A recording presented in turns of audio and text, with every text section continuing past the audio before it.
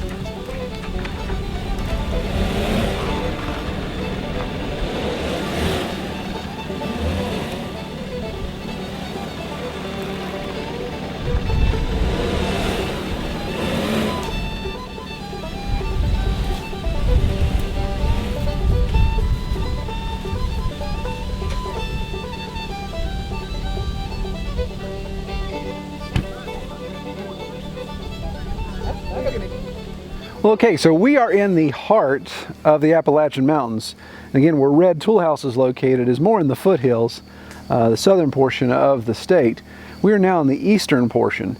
And this is a place where I've been coming to since I was a kid. Not this piece of property here, of course, but this general area. The best way to describe it, if you want to look it up, we are in the Green Bank Observatory dead zone. There's a square that's drawn around the Green Bank Observatory, and it's a dead zone. You're not allowed to have, there's a lot of radio signals that are blocked. There's no cell service. There really isn't a lot of radio broadcasting there because they need those frequencies to be reserved for monitoring. They obviously are listening to outer space. We were able to acquire this piece of property. We noticed it came on the market, so we moved pretty quickly on it because we knew areas around here would get picked up pretty quickly. But as you can see, it's all wooded, and it is ridgeline. So we're kind of on the crown of a ridge. Behind the camera here, it drops off about 30 feet in elevation down to another bench. And we've got 2.17 acres, and we're actually just kind of hanging out on half acre here. The rest of the land goes behind the camera and down through a valley and up, or down through that little wash and up to another little bench. So again, all wooded, all Appalachian hardwoods. I'll do a little pan here. I know this makes everybody nauseous, but let's do it. So we'll pan, and then you can see there's the tractor and the truck. And where the sunlight is the county road. Raise up a little bit here. So again, just a dense, thick forest, Appalachian hardwood forest there. Most deciduous.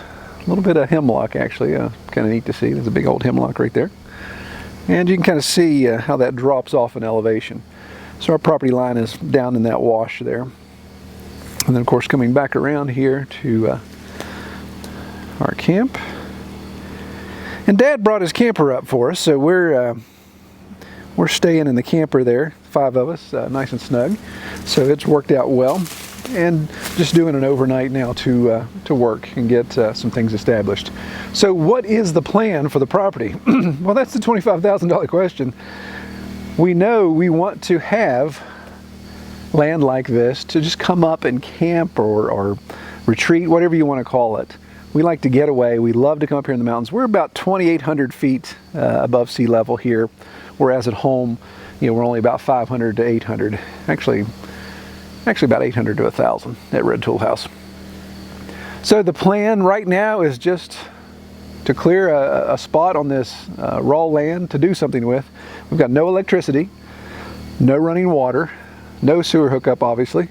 Electricity is in the valley. I don't know if the camera picks up. There's a house way off behind us there. That's a permanent residence. There's another permanent residence way this way on the other end. They have electricity. I assume they're all on wells. There's no city water in this area by any means. So we could lay out the cash to get a power drop, but that doesn't interest me right now. I don't know if my mic's picking it up, but Dad's got his little suitcase generator running, takes care of running everything in the camper, so we're good for that. Since we don't have an RV or anything like that, if we'd come up by ourselves, then we'd either have to tent camp or sleep in the back of the truck, whatever, come up with something until we can get a structure built. But right now, toying with the idea of building just a small cabin, more like a bunkhouse, something real small, start there, and then just work our way up. We'll see how it goes. So the obvious question would be, okay, why now? Why buy land 2.5 hours away right now when you've got so much going on the homestead? And yeah, that is a logical question, and we wrestled with that back and forth. Are we going to have time to do anything up here? Are we just piling more stuff on our plate? Does it really make sense when we're trying to build the homestead and try to do all those things to have a piece of land to try to manage and keep secure and do all that stuff 2.5 hours away? And quite frankly, all of those concerns are legitimate. It was just one of those things ever since I was a kid. I wanted to own a piece of land up here, so that was my real motivation. We'll see how it goes. Now, whether we go into high gear and try to develop something up here, or 10 years from now we're still just up here pitching a tent, we'll see. But we just love this area. There's so much recreation to do in this area. There's really nice rivers to fish and to kayak. We've got a lot of national forest is all around us, just hundreds of thousands of acres of national forest all around us. So there's some great opportunities there. And other recreation, a lot of skiing in this area. This is a big ski resort area. There's a lot of recreation when it comes to historical towns and things. So it has a lot of fun elements to it. Well, the primary goal this weekend, just in the 2 days that we're up here, of course, was to get off the road. We needed an encroachment. So we had to go through a permit process, even though we're very rural and in one of the most relaxed counties. That's another reason I like this county. It has the most relaxed building codes of all 55 counties in the state, called Pocahontas County, in case you're wondering. But we needed to have an encroachment. We did have to get a permit, but it was just as simple as filling out a piece of paper and just letting know what we're doing. And the guy came up to tell us whether we needed a pipe or not. We didn't need a pipe. We didn't have much of a ditch here. Again, we're on the ridge, so it's not like there's a lot of water that comes through this ditch line. So we got an encroachment here so Dad could get his camper in, and just did another little quick encroachment back here on this side. I pulled my truck in there, but gives us the opportunity to come in and pull around if we need to. Now we had to cut a lot of trees down. We've put a lot of white oak and red oak on the ground today, and allows us to open it up, of course, get our equipment in here, get our vehicles in, and we're going to try to leave as much as possible. In fact, we've got today we've probably put 15 or 20 trees on the ground. Tomorrow, behind where the tractor is, there's a loop that we've made with the tractor to go through the woods, and we're going to take the rest of those red oaks down. So with 2.17 acres, all wooded, we're probably only talking about a quarter of an acre, if even that, probably an eighth of an acre that we've cleared. So the majority of it is going to stay wooded. Now the thing I like about this, what really got our attention when Dad and I came up to look at this, was this view right here. So if we just turn around, knock the camera over first, you just turn around, you can see this is a really awesome view, and way down that way is the Greenbrier River Valley. So there's a really nice river, very fun river too.